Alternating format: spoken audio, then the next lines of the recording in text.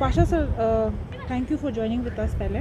Thank you. And secondly, UT status के बाद लद्दाख में सेफ गार्ड के लिए काफ़ी आवाज़ें उठी हैं और लद्दाख लेह स्पेशली में 6 शेड्यूल का डिमांड रहा है. तो कारगिल के लोग में से स्टेटहुड रिस्टोरेशंस की बात और 370 को फिर से रिवाइव करने का, तो आपका क्या ओपिनियन है इसके ऊपर? देखिए, सेफ गार्ड हो जब से यूटी बना, पहले तो मैं आपको ये स्पष्ट करना चाहता हूँ, भारतीय जनता पार्टी ने आज तक जो भी हमने लोगों के साथ वादे किया है उसको हमने इसी 2014 के बाद 2021 आते आते हमने बहुत सारे ऐसे इश्यूज़ थे जो ख़त्ते लद्दाख की अवाम बिलखुसूस लेह और कारगिल की जितने भी दराने मांग थे हमने उसको पूरा करने की हमने कोशिश किया है और हमने करके दिखाया भी है. और इसमें मेन एक था हमारा यूनियन टेरिटरी स्टेटस. इसके लिए आपको भी पता है, आप लद्दाख की हिस्ट्री को बखूबी जानते हैं. बहुत सारे ऐसे हमारे कुछ लोग हैं जो इसके यूटी स्ट्रगल में शहीद भी हुआ है, उन्होंने अपना शहादत भी दिया है. तो आज जब यूटी बना, यूटी बनने के बाद लोगों में एक कियोस पैदा हुआ कि भाई हमारा कोई यहाँ लैंड प्रोटेक्शन क्या है, अनएम्प्लॉयमेंट का इशू है या हमारा कल्चर आइडेंटिटी नहीं रहेगा. तो इसके बारे में हमने पहले भी बताया है और हमेशा बताते आ रहे हैं. आज तक भी जितने भी आपके हम मीडिया के प्लेटफॉर्म से भी बता रहे हैं, हमने पार्टी के प्लेटफॉर्म से बता रहे हैं, जो भी प्रोटेक्शन हम लद्दाख को देने वाले होगा वो हम ज़रूर देंगे. और इसके रिगार्डिंग ही अभी 1 महीने पहले हमारे ऑनरेबल MP लद्दाख और हमारे यहाँ के चीफ एग्जीक्यूटिव काउंसिलर CC साहब और हमारे एपेक्स बॉडी के जितने भी सीनियर लीडर्स, हमारे खातूब सन सेवान जी, सब दिल्ली में हमारे होम मिनिस्टर अमित शाह साहब के साथ बैठ के उनके साथ मुलाकात किया, उनके साथ इस पे चर्चा हुआ और एक कमेटी तश्कील दिया जो हमारे MOS home minister Kishan Reddy ji की क़यादत में. तो आने वाले कल में इसके ऊपर सब बैठेंगे और जो भी एक सूटेबल हमारा लद्दाख के लिए, क्योंकि लद्दाख जो है बाकी स्टेट की तरह नहीं है, बाकी यूटियों की तरह नहीं है, इसका एक अलग पहचान है, अलग एक आइडेंटिटी है.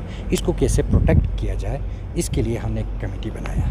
और दूसरा प्रश्न आपने पूछा कि कारगिल डिस्ट्रिक्ट जो है वो 6 शेड्यूल के ख़िलाफ़ है, वहाँ स्टेटहुड के बारे में बता रहे हैं. तो हम भी चाहते हैं, देखिए, चाहे 6 शेड्यूल के ज़रिए से हो चाहे स्टेटहुड के ज़रिए से हो, हम लद्दाख को यूनाइट देखना चाहते हैं, लद्दाख को प्रोटेक्शन देना चाहते हैं. अगर स्टेटहुड मिलता है तो हमें कोई ये एतराज़ नहीं है. हम तो चाहते हैं लद्दाख को अपना सेल्फ सफिशिएंट बने, अपने पाँव पे खड़ा उतरें.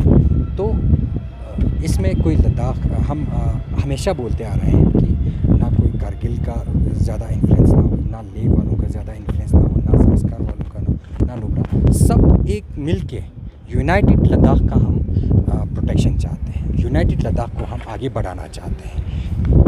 आपने कहा सर यूनाइटेड लद्दाख का, तो जो यूटी को डिमांड था पहले से वो हमेशा लेह से ही उठते आ रहे हैं और कारगिल का यूटी की तरफ इतना फेवरेट में नहीं था. तो आप बोल रहे हो कि यूनाइटेडली हमें काम करना है, तो किस तरह से आप काम कर रहे हो यूनाइटेडली, बिकॉज दोनों डिस्ट्रिक्ट का ओपिनियन हमेशा मैच नहीं हो रहा है. यही आपने बहुत सही प्रश्न पूछा. यही एक जो चीज़ था, अब जब जम्मू कश्मीर स्टेट में थे तो उस वक़्त हमारा ख़त्ते लद्दाख का, इवन कारगिल डिस्ट्रिक्ट हो, लेह डिस्ट्रिक्ट हो, आपको भी पता है हमें डेवलपमेंटल हमारा जो हक़ है, हुकूक था, हमें मिलना चाहिए था, वो हमें नहीं मिल पाते थे. हमें दर बदर के ठोकरें खाना पड़ते थे, हमारा शोषण होता था, हमारे लद्दाख की आवाम के जज्बातों के साथ, एहसासात के साथ वो खिलवाड़ करते थे. आप ये बात हकीकत है, लेह में यूटी का डिमांड हमेशा रहा, इसके लिए आंदोलन भी चला और कारगिल में इसके ख़िलाफ़ हमेशा रहा. वो कभी यूटी नहीं चाहते थे, वो स्टेट पूरे जम्मू कश्मीर स्टेटहुड के वो बातें करते थे. ये आपसी लोगों में एक अपना ख़यालात थे. हम दोनों ख़यालात का हम कदर करते हैं, जज्बात रखते हैं, क्योंकि हम एक डेमोक्रेटिक कंट्री में रहते हैं. तो हर किसी को अपना ओपिनियन रखना, अपना ख़यालात रखना, वो कोई नहीं छीन सकता है.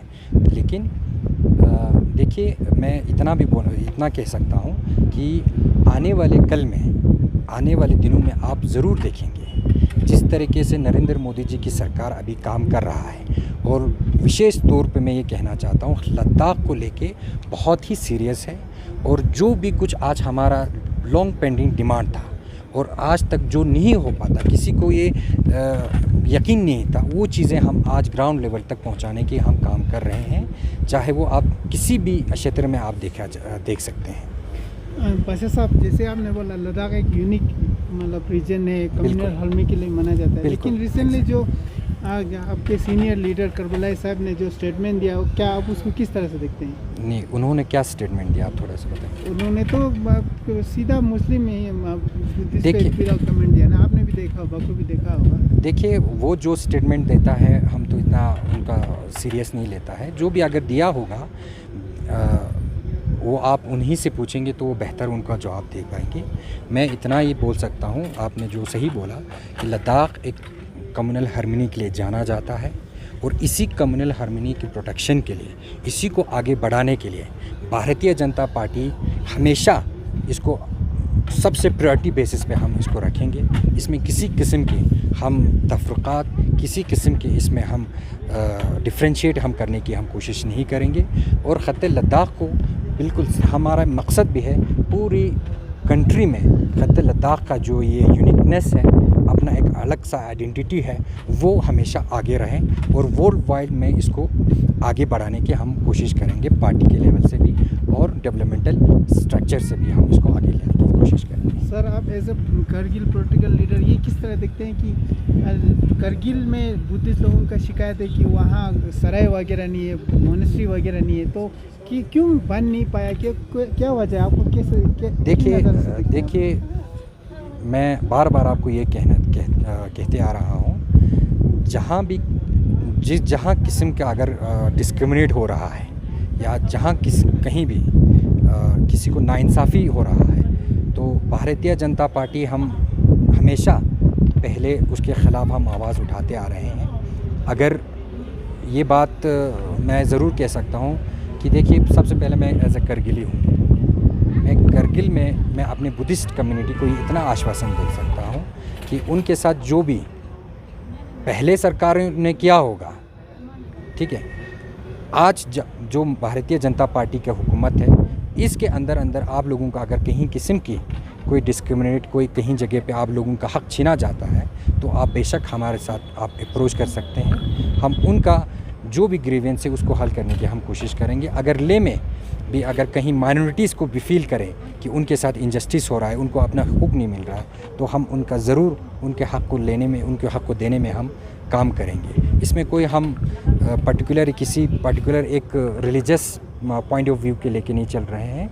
इसमें हम तमाम जितने भी हमारे करगिल में सिख कम्युनिटी भी है, हमारे करगिल में आप हिंदू भी रहते हैं वहाँ, और भी माइनॉरिटीज़ हैं, उन सब को हम आगे लेने की हम भरपूर कोशिश करेंगे।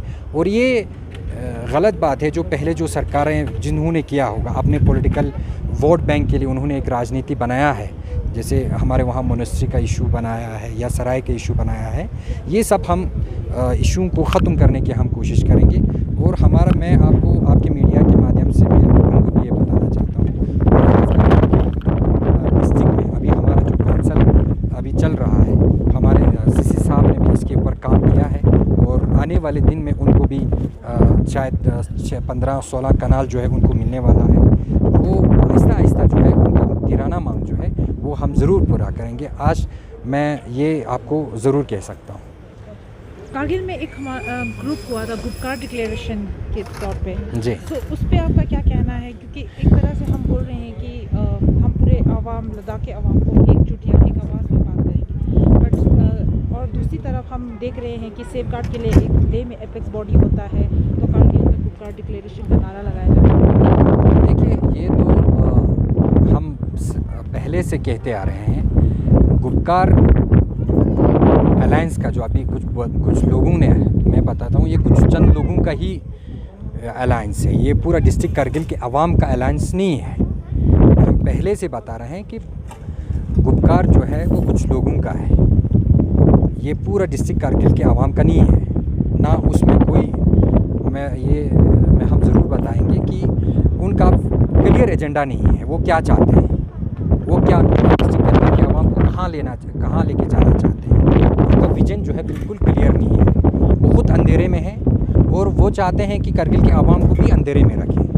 तो इसके लिए हम इसका इन्होंने जो कुछ वहाँ पे कुछ जो बनाया है हमें उसका मालूम नहीं है वो, और उनके बातों को भी मैं समझता हूँ कि लोग भी उसका कोई सीरियस नहीं ले रहे हैं। उनको पता है कि अगर कोई काम कर सकता है, कोई काम अगर करगिल की डेवलपमेंट में अगर कोई किसी को करना है तो अभी रूलिंग पार्टी में जो भी हुकूमत है, जो भी लोग हैं, उनको जब तक आप साथ में लेके नहीं चलेंगे कोई भी काम जो है बनने वाला नहीं है। ये फैक्ट है। चलने की जब बात आती है तो लद्दाख में अभी अनएम्प्लॉयमेंट का इश्यूज बहुत ज़्यादा है और आउटसोर्सिंग बाहर से एजेंसी के द्वारा रिक्रूटमेंट हो रहा है, वो भी फुल जॉब के लिए नहीं। तो इसके बारे में आपका क्या कहना है और ये अनएम्प्लॉयमेंट जो क्राइसिस अब लद्दाख में चल रहा है वो किस तरह से? देखिए, ये बिल्कुल एक आपने इम्पोर्टेंट सवाल पूछा।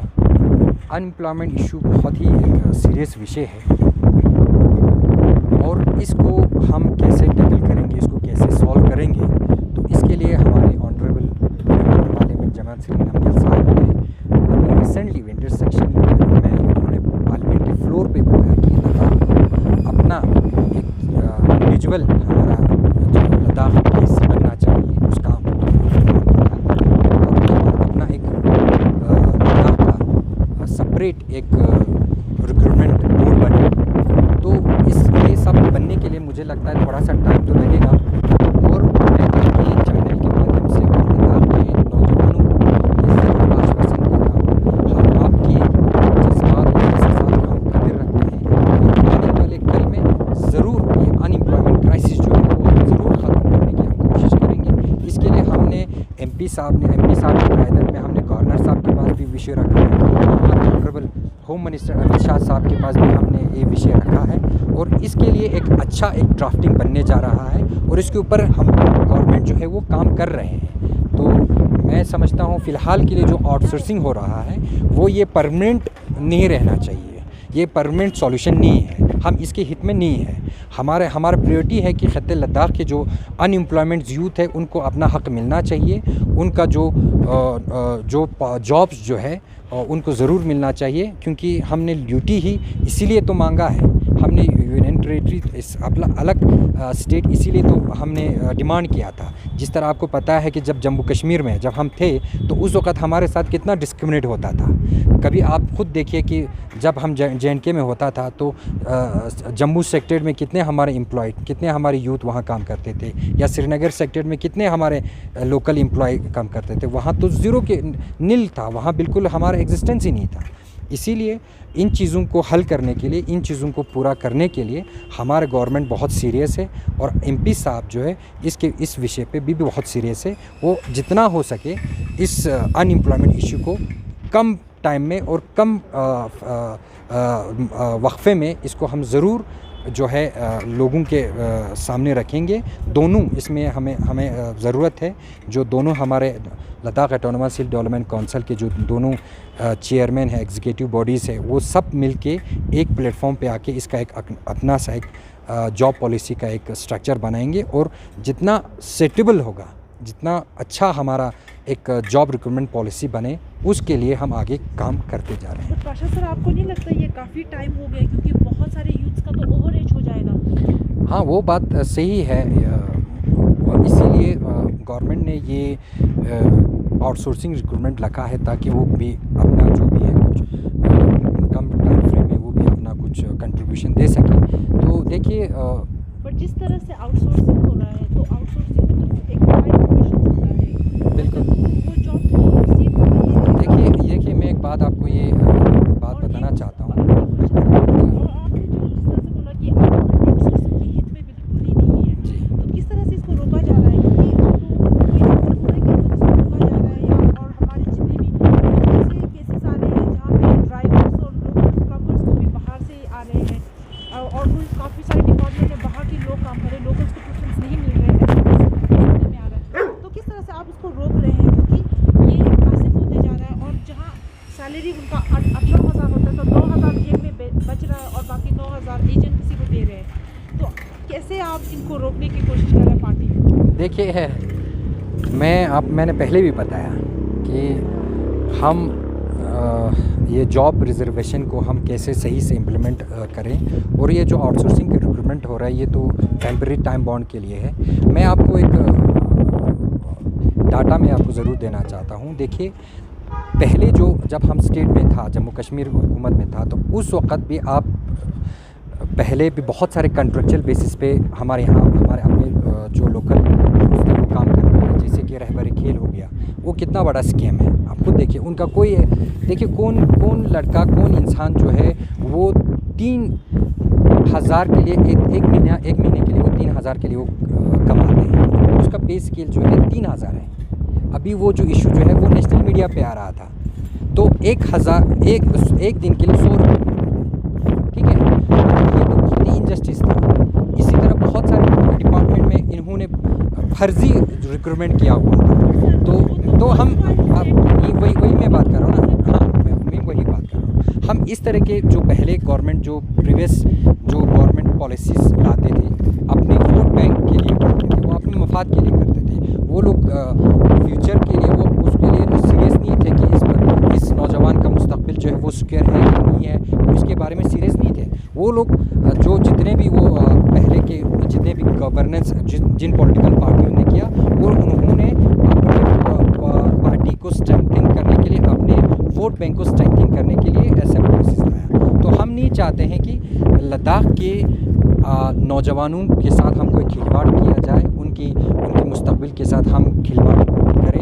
हम चाहते हैं उनको कॉन्क्रीट एक मजबूत एक ट्रांसपेरेंट एक पॉलिसी लाया जाए, ताकि उनको भी अपना हक जो है वो भरपूर तरीके से न मिले। उनको इस तरह के मतलब टेम्परेरी बेसिस पे या कोई कॉन्ट्रेक्चुअल बेसिस पे इनको जॉब हम प्रोवाइड नहीं करना चाहते हैं। सर, ये लोकसभा इलेक्शन के दौरान ज़ांस्कर वाले एक साथ होकर बीजेपी को वोट किया था, उनको प्रॉमिस किया था डिस्ट्रिक्ट स्टेटस का, तो अभी तक वो क्यों नहीं हो रहा है? क्या देखिए, ज़ांस्कर वालों को हम यही बताना चाहते हैं कि जो भी हमने पार्लियामेंट इलेक्शन में हमने जितने भी हमने आपसे वादा किया है, चाहे वो करगिल की आवाम से हो, चाहे वो लेह की आवाम से हो, चाहे नूरा की आवाम से हो, चाहे ज़ांस्कर की आवाम से हो, जो भी हमारा उस वक़्त पार्लियामेंट इलेक्शन में जितने भी हमारे मैनिफेस्टो में जो भी हमने पॉइंट्स रखे, हम ज़रूर इसी 5 साल के अंदर जो है वो हम उसको करने जा रहे हैं। और हमें यकीन है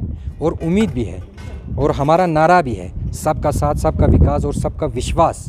हम उस पे ज़रूर खरा उतरेंगे। हम ये सिर्फ पॉलिटिकल हमारा नारा नहीं है, ये जो हम ग्रास रूट लेवल पर इम्प्लीमेंट करके ही हम दिखाएंगे। अभी जो ज़ांस्कर का डिस्ट्रिक्ट का इशू है, इसके ऊपर भी ज़रूर काम कर रहे हैं हमारे MP साहब, हमारे तंजीम लापा साहब और भी हमारे जितने भी सीनियर लीडर्स हैं। हमने इस इशू को सबसे प्रायोरिटी बेसिस पे रखा है, और इसी ज़ांस्कर डिस्ट्रिक्ट के लिए हमने हमारे MP साहब ने जितने भी पार्लियामेंट सेशन जो है अभी 1-2 साल के अंदर हुआ, हर वक्त उन्होंने ज़ांस्कर डिस्ट्रिक्ट के बारे में उन्होंने आवाज़ उठाया है, और हमेशा जहां भी उन्होंने इस आवाज़ को पहुंचाना था उन्होंने पहुंचाया है। और जल्द ही आने वाले कल में और इन्हीं 5 साल के अंदर जो है उनको जो भी उनका डिमांड है, ज़ांस्कर को डिस्ट्रिक्ट देना हो या नूरा को डिस्ट्रिक्ट देना हो, हम उनको ज़रूर देंगे। Thank you so much.